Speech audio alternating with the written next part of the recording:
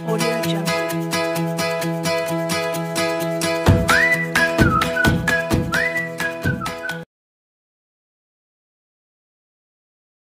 Bismillahirrahmanirrahim. Assalamualaikum warahmatullahi wabarakatuh.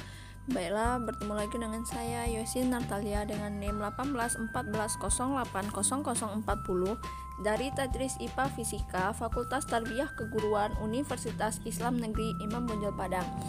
Ini merupakan tugas metodologi penelitian dengan dosen pengampu Ibu Dr. Milyasari SPD MSI.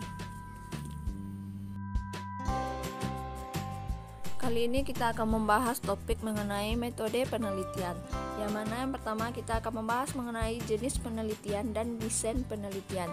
Yang pertama yaitu penelitian eksperimen. Beberapa rancangan penelitian eksperimen, yang pertama yaitu pra-eksperimen. Pra-eksperimen menggambarkan desain penelitian, pendahuluan atau bukan sebenarnya. Desain ini belum bisa dianggap sebagai eksperimen karena adanya hambatan berupa hasil yang tidak memadai. Yang kedua yaitu kuasi eksperimen, disebut juga eksperimen semu. Dalam desain ini menggunakan kelompok pembanding untuk mengetahui efek perlakuan. Desain ini direkomendasikan untuk penelitian pada manusia dan sering dipilih dalam penelitian psikolog. Yang ketiga yaitu true experimental design. Dikatakan true experimental atau eksperimen yang sebenar-benarnya atau yang betul-betul karena dalam desain ini peneliti dapat mengontrol semua variabel luar yang mempengaruhi jalannya eksperimen. Dengan demikian, validitas internal, kualitas pelaksanaan rancangan penelitian dapat menjadi tinggi. Selanjutnya yaitu penelitian korelasi. Ada desain penelitian dengan 2, 3, dan 4 variabel. Yang ketiga yaitu penelitian tindakan kelas dengan rancangan model Kurt Lewin, model Chemis, dan MC Taggart, model John Elio. Selanjutnya penelitian pengembangan. Desainnya terdiri dari model 4D, ID, PLO, MP, Dick and Curry, Sugiono, ORG, and Gall. Penelitian mixed method. Jenis rancangan terdiri dari rancangan konvergen, rancangan sekuensial exploratory, rancangan sekuensial exploratoris, rancangan sekuensial exploratoris eksperimental. Selanjutnya kita akan membahas mengenai populasi penelitian. Populasi adalah keseluruhan subjek penelitian. Apabila seseorang ingin meneliti semua elemen yang ada dalam wilayah penelitian, maka penelitiannya merupakan penelitian populasi atau studi populasi atau studi sensus. Responden penelitian adalah seseorang karena lazimnya berupa orang yang diminta untuk memberikan respon atau jawaban terhadap pertanyaan-pertanyaan langsung atau tidak langsung, lisan atau tertulis, maupun berupa perbuatan yang diajukan oleh peneliti. Dalam hal ini penelitian dilakukan dengan menggunakan tes, maka responden penelitian ini menjadi tes T yang dites. Responden penelitian bisa subjek penelitian, bisa orang lain.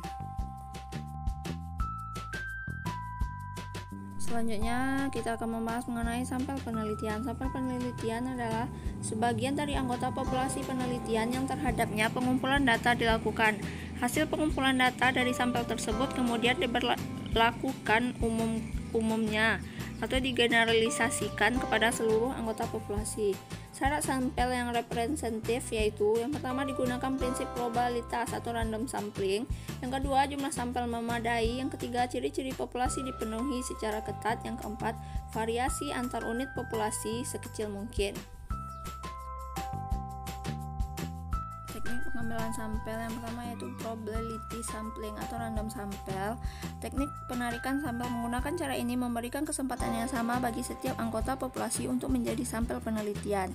Cara pengambilannya menggunakan nomor undian. Yang kedua yaitu non-probability sampling atau non-random sampel. Teknik sampling yang tidak memberikan kesempatan yang sama pada setiap anggota populasi untuk dijadikan sampel penelitiannya.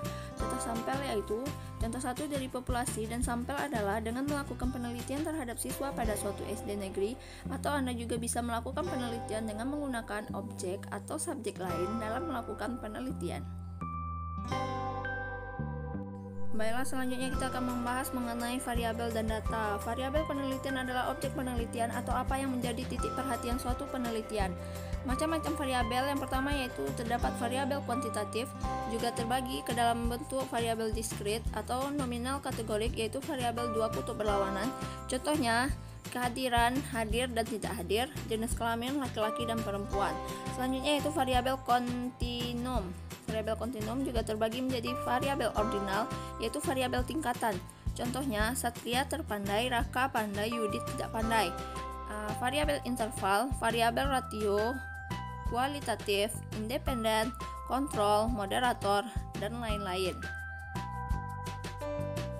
Selanjutnya yaitu data. Data adalah catatan atau kumpulan fakta. Data merupakan bentuk jamak dari datum, berasal dari bahasa Latin yang berarti sesuatu yang diberikan. Selanjutnya yaitu sumber data. Sumber data dalam penelitian adalah subjek dari mana data dapat diperoleh. Selanjutnya yaitu teknik pengumpulan data. Teknik pengumpulan data adalah langkah yang paling utama dalam proses penelitian karena tujuan utama dari penelitian adalah mendapatkan data. Teknik pengumpulan data yang diperlukan adalah teknik pengumpulan data yang paling tepat. Data yang diperoleh adalah data yang benar-benar terjadi. Prosedur dan tahapan ketika melakukan penelitian online di internet maupun penelitian offline di lapangan. Selanjutnya yaitu instrumen penelitian. Instrumen penelitian adalah alat yang digunakan oleh para peneliti untuk mengumpulkan data penelitian. Contoh instrumen yang digunakan yang pertama yaitu kuesioner atau angket, yang kedua panduan wawancara, yang ketiga buku catatan atau jurnal penelitian, yang keempat alat rekam, yang kelima buku tes, yang keenam peneliti. Selanjutnya teknik pengolahan data secara deskriptif. Penelitian deskriptif merupakan metode penelitian yang berusaha menggambarkan dan menginterpretasikan objek sesuai dengan apa adanya. Penelitian ini juga sering disebut non-eksperimen karena pada penelitian ini penelitian tidak melakukan kontrol dan manipulasi variabel penelitian. Langkah-langkahnya itu yang pertama perumusan masalah, yang kedua menentukan jenis informasi yang diperlukan, yang ketiga menentukan prosedur pengumpulan data, yang keempat menentukan prosedur pengolahan informasi atau data, yang kelima menarik kesimpulan penelitian.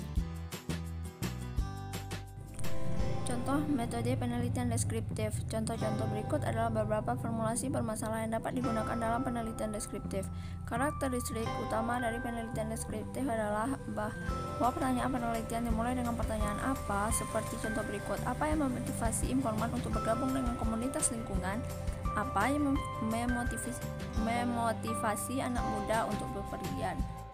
Selanjutnya teknik pengolahan data secara diferensial. Pengolahan data secara diferensial adalah teknik analisis data yang digunakan untuk menentukan sejauh mana persamaan antara hasil yang diperoleh dari suatu sampel dengan hasil yang akan didapat pada populasi secara keseluruhan. Cara pengolahan data, ada teknik korelasi digunakan untuk mengetahui 3 hal pada 2 variabel atau 2 set data.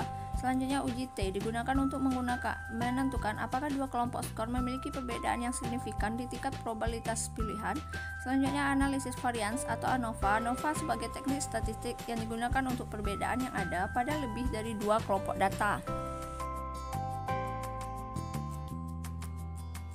Selanjutnya yaitu prosedur penelitian. Prosedur penelitian adalah langkah-langkah yang digunakan sebagai alat untuk mengumpulkan data dan menjawab pertanyaan-pertanyaan dalam penelitian.